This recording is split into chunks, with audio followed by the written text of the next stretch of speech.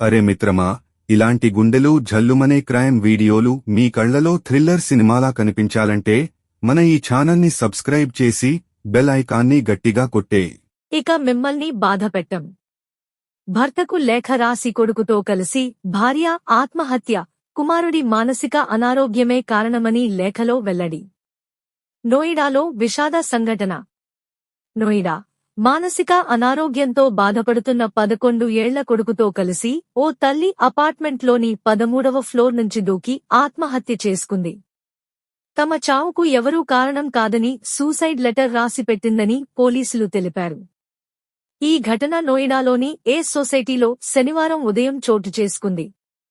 పోలీసులు తెలిపిన వివరాల ప్రకారం దర్పణ్ చావ్లా, సాక్షి చావ్లా దంపతులు. వీరికి 11 ఏండ్ల కొడుకు ఉన్నాడు.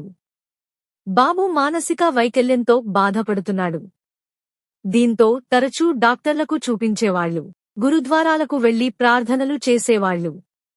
ఎంతమంది డాక్టర్లకు చూపించినా హెల్త్ కండిషన్ ఇంప్రూవ్ కాలేదు.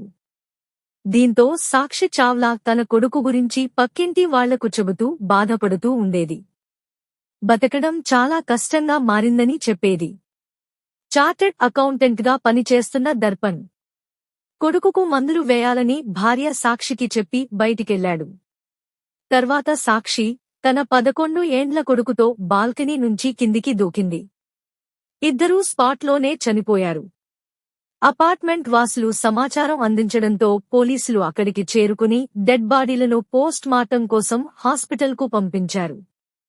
ఇంట్లో సూసైడ్ లెటర్ను స్వాధీనం చేసుకున్నారు. మేము ఈ లోకాన్ని విడిచి వెళ్లిపోతున్నందుకు క్షమించండి. ఇకపై మిమ్మల్ని ఇబ్బంది పెట్టాలని అనుకోవడం లేదు. మా కారణంగా మీరు చాలా ఇబ్బంది పడుతున్నారు.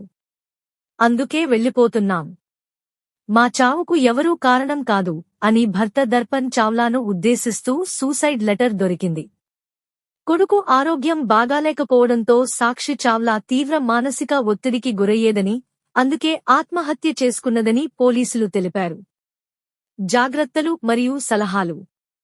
పిల్లల మానసిక అనారోగ్యం ఉన్నప్పుడు వెంటనే డాక్టర్ సలహా తీసుకోండి. మందులు, కౌన్సెలింగ్ కొనసాగించండి. తల్లిదండ్రులు మానసిక ఒత్తిడికి గురైతే 104 హెల్ప్ లైన్ లేదా సూసైడ్ ప్రివెన్షన్ హెల్ప్ లైన్ సంప్రదించండి. కుటుంబ సభ్యులు ఒకరినొకరు మద్దతు ఇవ్వండి, బాధను పంచుకోండి. మానసిక ఆరోగ్య సమస్యలు ఉన్నప్పుడు ఒంటరిగా ఉండకండి, వైద్య సహాయం తీసుకోండి. పిల్లల ఆరోగ్యం గురించి పక్కింటి వాళ్లు, బంధువులతో మాట్లాడండి.